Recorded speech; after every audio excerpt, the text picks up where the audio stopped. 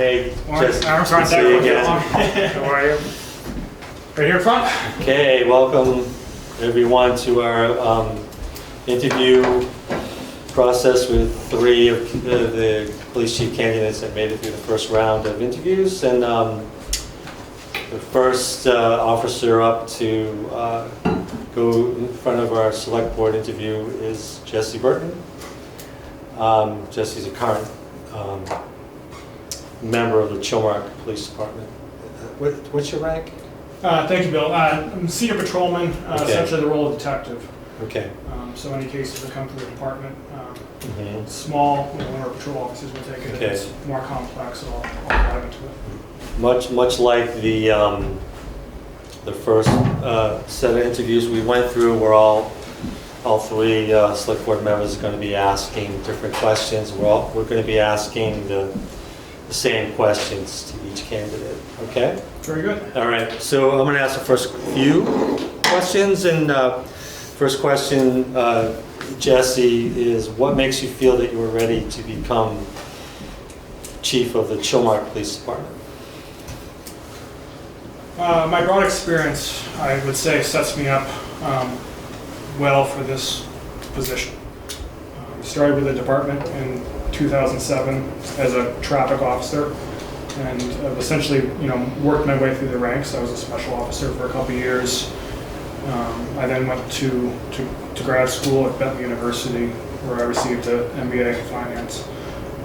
So through my educational experience, hundreds of hours of team building, management classes, accounting, finance.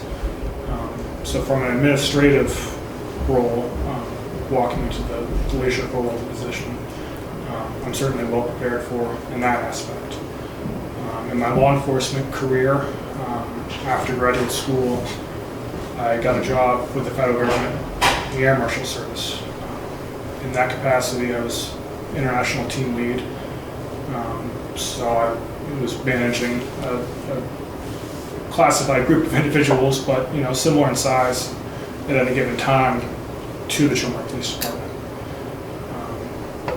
In my current role as detective and senior patrolman, I work unsupervised at the department, meaning during my shifts, I am officer in charge. So any given day in the summer, while we had traffic staff, I had 2 to 3 traffic officers and 1 to 2 full-time officers working underneath me. All these experiences come together in such a manner that I feel I'm prepared to take over the top spot in the department and work well with everybody that's currently there. And I feel that we can make good decisions as far as a new hire to backfill any vacancies we may have for a smooth transition. Okay. You guys want to expand on that? Anything? Well, and just to ask more about your experience, it was quite a change to change from the Air Marshal Service back to the Chilmark Police Department. What was your feeling about that? It's certainly a slower pace here, that's for sure. It's one that I've enjoyed. There's certainly a community here. I look around the room and know everybody, if not by name, certainly by face. That's something that I embrace, and I'm glad and fortunate to be here. I think the last 7 years have shown my willingness and dedication to stay here for the remainder of my career. Okay. Second question, and I just want to let these 2 guys know that this question was asked on the first round of interviews, but I felt like I wanted you 2 guys to sort of hear the answers. Okay, the job posting talks about community policing. It also talks about keeping the peace. How do you interpret these buzzwords? How have you dealt with these goals in the past as a member of the force? What would you do more of or differently as chief to build and cement mutual trust and respect between the police officers and town citizens? I think keeping the peace comes through community policing. It is sort of been my mantra within the Chilmark Police Department to be a problem solver, more so than strictly law enforcement. Through community policing, we had Joan Malcolm was on the board, and I think she raised that question. She said that she had a lot of ideas that she wanted to share with the department. I think if I were given the position, first course of business would to bring the community into this department, to be an extension of the community, not a separate entity that operates within town.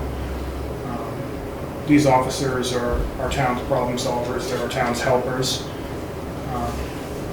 By coming into the school, by coming into the community center, by working with other town departments, I think it brings us much closer together as a community. And as a result, the peace is kept in a sense. I don't know if that makes sense, or if you'd like me to clarify any of that. Yes, repeat that last part again. Through the action of community involvement and community policing, I think our job of fulfilling keeping the peace becomes an automatic extension of that relationship. We certainly have tools and laws and mechanisms and policies. Keeping the peace is the easy part. The community involvement, I think, is the stronger aspect and the more important aspect when it comes to the police department. It would be something that I want to expand on and work with members of the community and the board and the town to integrate us fully. Man. Yeah, Jim? Yeah, to follow up on that, Jesse, talk about more community involvement. Can you give me an example of something you've done during your term working in the town where you've gone beyond to do more community involvement? I'm proud of my work with the town elderly population. Not naming names specifically, just because of privacy issues, but I've crawled around in attics and fixed cable TV. I've done plumbing work in uniform, crawling around in basements. A gentleman in town who lost his garage door, so Billy Fielder and I fixed his garage door in a winter snowstorm, trying to get the spring and the thing back on its track. I've helped Alan Healy, with his cows multiple times, and he says, "I gotta hate to leave you coming tomorrow." His son called me on my day off, and I've expected other officers to step up and help with traffic, and he calls me at 12 noon. "Hey, nobody's here." "All right, hang on a minute. Throw on my uniform and I'll go down." It's being available 24/7. If I were the chief and the town gave me a cell phone, put my cell phone on the town website.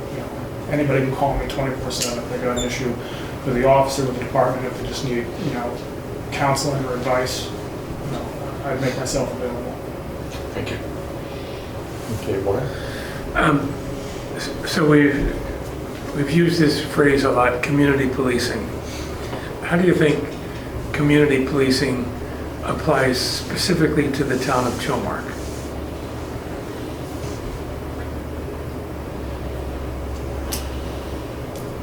I think I partially answered that. It's certainly a national buzzword. Chilmark is oftentimes a magnifying glass, if you will, in the nation. We have people from all over the world and all over the country come here. As we focus on building that community relationship and trust, I want our summer population and even our daily tourist visitors, I want them to look at our department and our community relationship, say, wow, this is how it can be, this is how it should be, and leave town with a positive attitude that, hey, the guys wearing the uniform work for us, they're one of us, they're human beings too. I think just, showing respect for every member of your community, taking an interest in them, being present in the school, the community center, town events, and certainly willing to take suggestions and criticism and not putting the police department in a box, I think would be the ways to go forward with the town. What would your response be to an officer who's on duty in Menemsha on a hot day and he's got the windows up in the cruiser and the air conditioning on? The golf cart is as much as a wonderful idea as that was for zipping around Menemsha. I had many conversations with my traffic officers that, short of getting onto the drive-on dock, I wanted to see that parked, and I wanted to see them on foot and talking with business owners and walking and greeting every person that they walk by on the street. I want to see my officers, and I lead by example. You guys see me down in Menemsha basically from 3 o'clock when I come on shift until 9:30 when the last little bit of daylight's gone. I expect the same from my officers. Okay. This past Sunday, we had a small demonstration at Beatabong Corner in response to the situation in Memphis. Do you have any reaction to that demonstration or to that situation? I mean, the situation itself is absolutely horrific. There's no other words. Or, tragic, horrific, mortifying. I'm all in favor for citizens standing up to that kind of police behavior, that kind of. I support them protesting. I want them to feel safe in this community. If I invite them to sit down with the police department, anybody in this town or anybody in this island. Let's become the beacon for this community, for Massachusetts, for the nation. But like I said, I want our summer visitors to go back to their own hometown police and say, wow, they're doing things extremely well in Chilmark. Let's follow their lead. I think we have a unique opportunity in town to do so. Alrighty, thank you. Next question. What new or cutting-edge innovations currently not in practice by the department as a new chief you would recommend, and then how to work to gain support for it, both from a departmental union, the select board, and town residents? Prioritize one and explain it.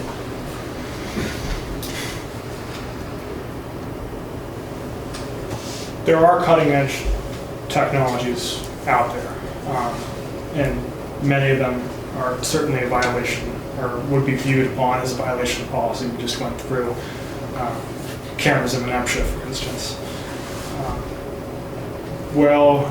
Those resources are helpful. I don't think that they're necessary for our small town.